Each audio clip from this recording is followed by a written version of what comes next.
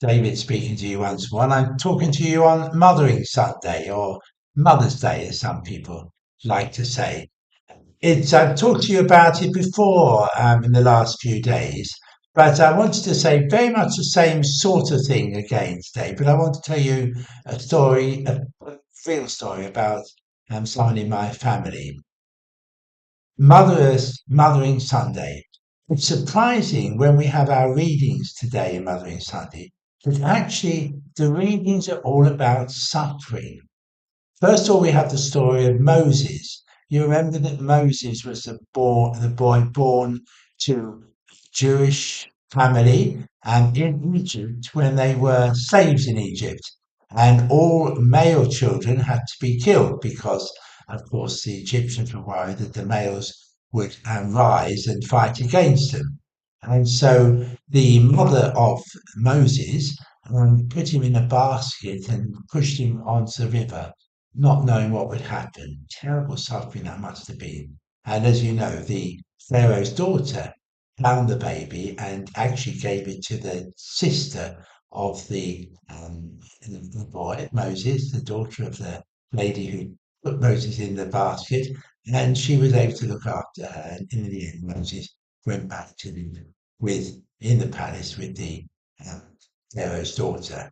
So it was a time of great suffering, of course. Well, fancy that the mother and the daughter and even the Pharaoh's daughter had to give this boy away to be brought up.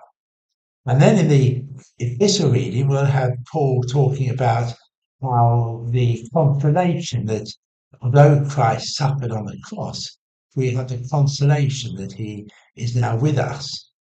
And then in the gospel reading, we have a very short reading about Mary and Joseph taking the baby to the temple and the old couple who met them and Ninian and, and Simeon tells to the mother, Mary, the mother of the baby Jesus, that she would have to suffer in her life.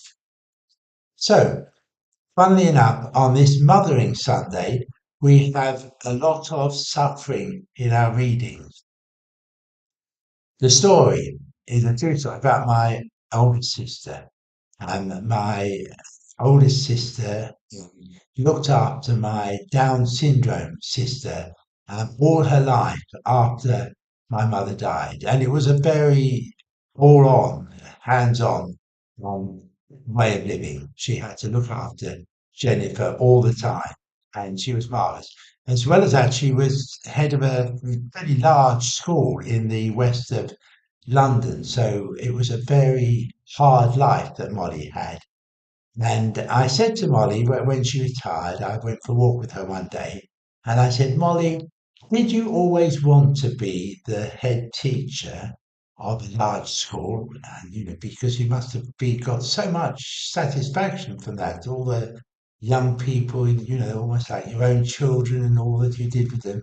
And she said, no, David, she said, all I wanted to do in my life was to get married and have a large family. And of course, she was denied that because she had a big job and she looked after my baby sister who needed somebody to look after her. So I've said this before in the last few days, but Mothering Sunday, yes, is a wonderful Sunday when we think about Mother Church, we think about our own mothers, we think about Mary, the mother of Jesus, and we think about all mothers everywhere. But today is also um, Mother's Day Runaway Day because for many women, for many different ways perhaps, it is a day of quite a lot of suffering because for all of us there may be problems with our mothers and there may be problems with relationships there. Um, People might not have been able to have children. They might have had suicides or lost children. So please today be sensitive.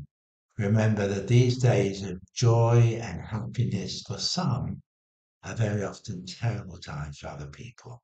So please remember everybody today And if you're going to have time of joy because of what's happening in your life, may be wonderful. But if today is difficult, remember that there will be people who are thinking of you and praying for you and hoping that you will survive the day. God bless you, and may you know how precious you are, how important you are, and how much loved you are